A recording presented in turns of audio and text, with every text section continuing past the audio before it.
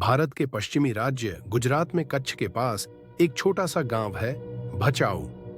पहली नजर में यह गांव किसी आम गांव की तरह लगता है। सब ठीक ठाक सीधे साधे लोग अपने अपने काम करने वाले, पर जब इस गांव को करीब से देखा जाए तो इस गांव में एक अजीब सा राज छुपा हुआ है। कुछ है ऐसा जो इस गांव पर एक श्राप बन के मनरा रहा है। पिछले कई सालों से एक सी और बेहद भयानक घटना हो रही है।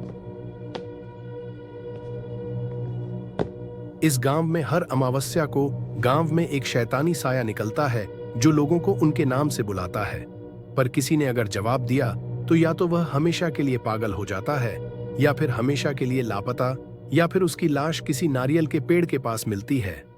शाम होने को है और गांव के बीचों बीच कुछ लोग बैठकर कुछ खास और गंभीर बातचीत कर रहे हैं। ऐसा लग रहा है जैसे किसी बहुत जरूरी काम की तैयारी हो रही हो। चलो भाई, अब रात होने वाली है, पता है ना? आज अमावस्या है। हाँ हाँ, पता है। अब चलते हैं घर। ना जाने किस मनहूस घड़ी में हमारे गांव को यह श्राप लग गया। श्राप? कैसा श्राप? आप लोग भी ना कैसी कैसी बातों पर विश्वास करते हैं। यह बात कही है मनीष ने, जो कि कल ही अपने शहर से इस गांव आया है, अपने दादा दादी के पास अपनी छुट्टियां बिताने।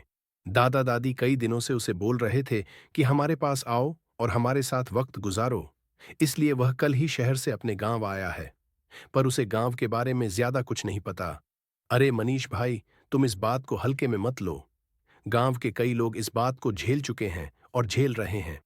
तुम्हें पता भी नहीं है कितना भयानक है यह। पर आखिर होता क्या है? अरे कुछ नहीं होता। अब अपने अपने घर चलो सब। और हम मनीष, रात को कोई अगर आवाज दे तो घर के बाहर मत जाना। बस मुझे पता है तुम इन सब बातों पर विश्वास नहीं करते हो, लेकिन चोर लुटड़े भी तो हो सकते हैं ना। गांव के आसपास तो बाहर मत जाना।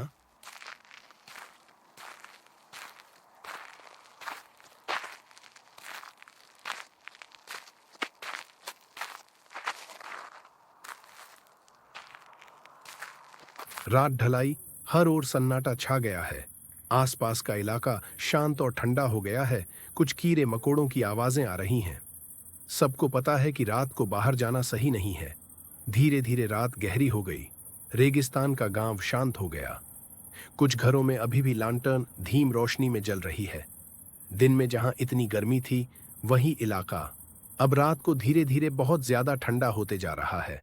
मनीष अपने कमरे में सो रहा था, पर उसे सिगरेट पीने की तलब हो रही थी। पर वो घर में नहीं पी सकता था, क्योंकि घर में उसके दादा दादी भी थे। उसने बाहर ही जाकर पीने का सोचा। रात को वह बाहर आया। बाहर आने के बाद उसे एक अजीब सी रोने की आवाज सुनाई दी। उसने देखा कि थोड़ी दूर पर एक करीब 8-10 साल का बच्चा बैठा हुआ है और बड़ी जोर जोर से रो रहा है। वह थोड़ी दूर आगे बढ़ा और मनीष ने उसे पूछा, कौन कौन हो तुम और यहाँ क्या कर रहे हो? वो बच्चा फिर भी रोते रहा, पर अब धीरे धीरे कुराने भी लगा, मुक्ति मुक्ति मुक्ति मुक्ति चाहिए। मनीष और आगे जाने लगा। उसकी धड़कन तेज हो गई थी। मन में उसे गांव वालों की बात याद आ रही थी, पर उसके मन में उत्सुकता थी। वह जानना चाह रहा था कि आखिर कौन है और वहां पर क्यों है, क्यों रो रहा है। जैसे ही पास वह बच्चा अचानक से मुड़ा, उसे देख के मनीष के होश उड़ गए। वो कोई बच्चा नहीं था। बच्चे के जैसा दिखने वाला एक था, शायद यही शैतान था जिसके बारे में लोग बात कर रहे थे। मनीष ने उसे देखा और उसकी अल गई और वह वहीं पर बेहोश हो गए। जब उसकी आंखें खुली तो उसके दादा दादी उसे घेर के खड़े थे। उन्होंने उससे पूछा कि क्या हुआ, पर मनीष ने बताया कि शायद कमजोरी की वजह से उसे चक्कर आ गया। उसके दादा दादी ने भी बात को नजरअंदाज कर दिया, पर अगले दिन से उसकी तबीयत बहुत ज्यादा खराब रहने लगी।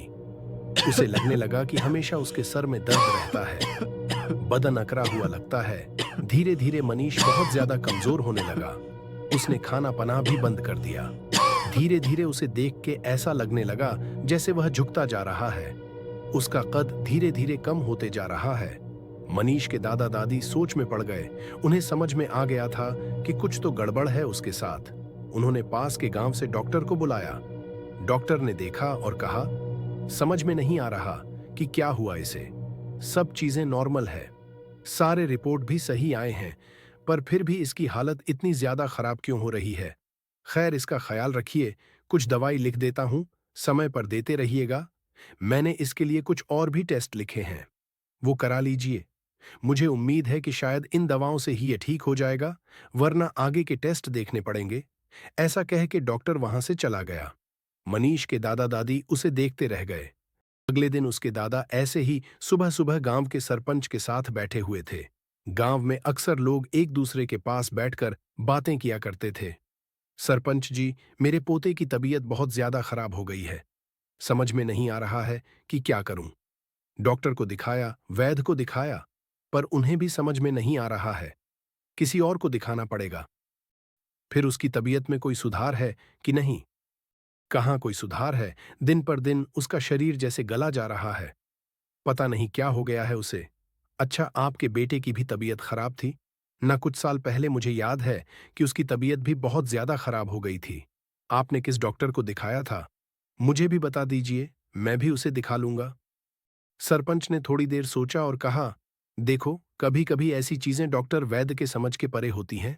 मेरे बेटे के साथ भी हुआ था ऐसा कुछ, पर तब मैंने कोई और रास्ता अपनाया था।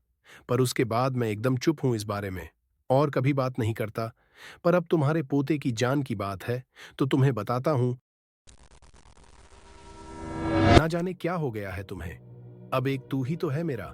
इस दुनिया में तेरे बिना जीने का क्या मतलब। मैं तुझे कुछ नहीं होने दूंगा, चाहे मुझे कुछ भी करना पड़े।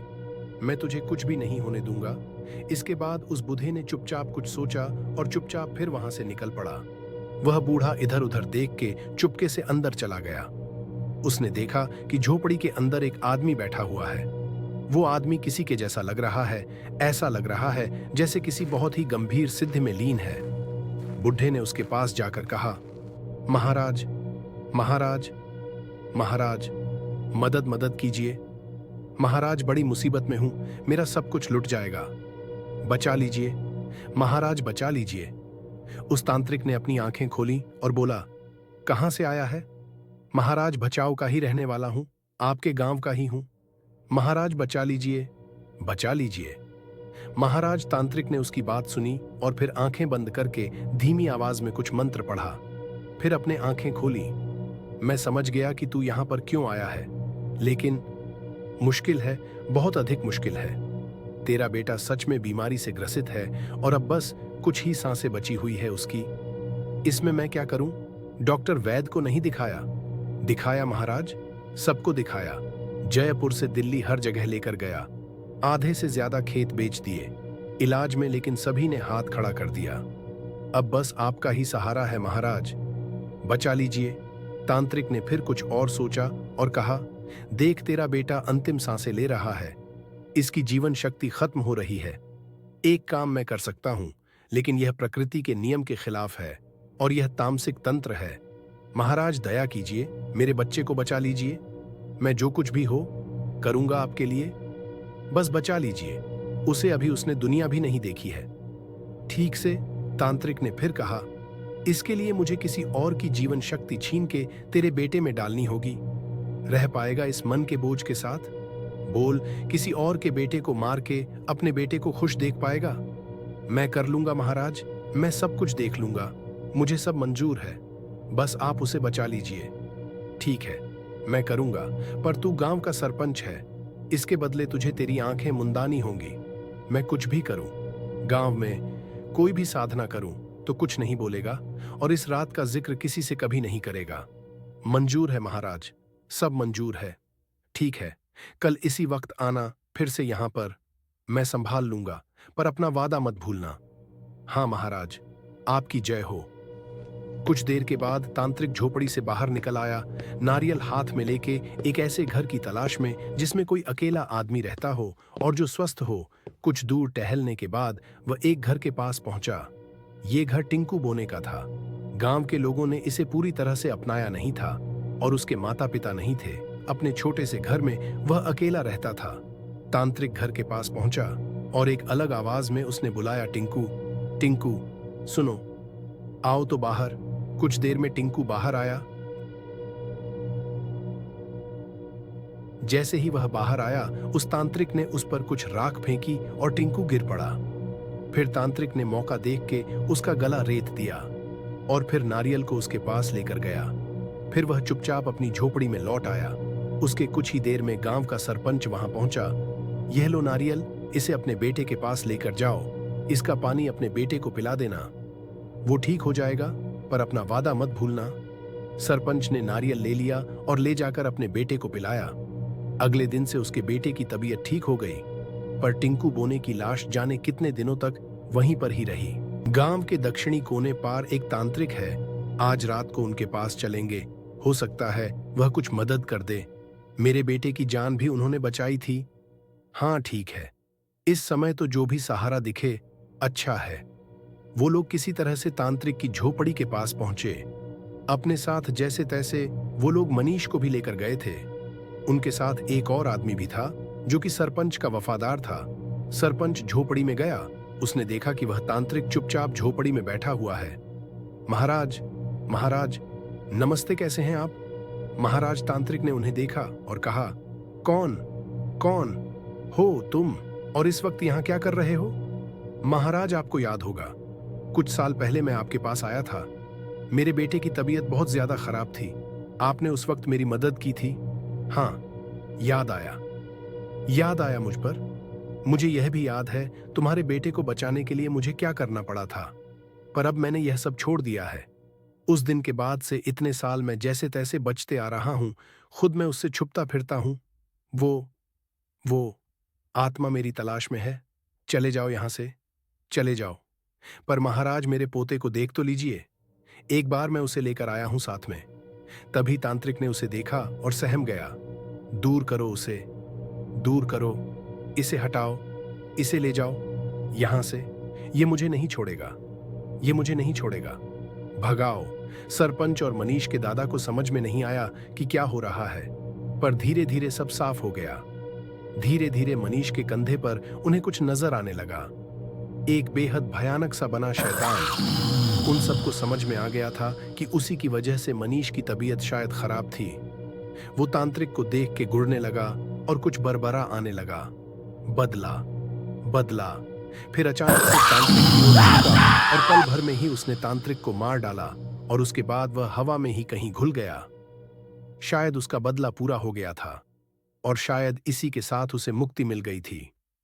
मनीष को भी अचानक से बेहतर महसूस होने लगा और उसके बाद गांव में कोई भी घटना नहीं घटी। शायद इसी के साथ वर्षों पहले जो तांत्रिक ने बोने के साथ गलत किया था, उसकी भरपाई हो गई थी। ये वीडियो पसंद आया है तो प्लीज चैनल को सब्सक्राइब करके बेल नोटिफिकेशन दबा के ऑल पर कर ले और वीडियो को लाइक करना ना भूले और कमेंट में बताएं कि कैसी लगी आपको ये कहानी।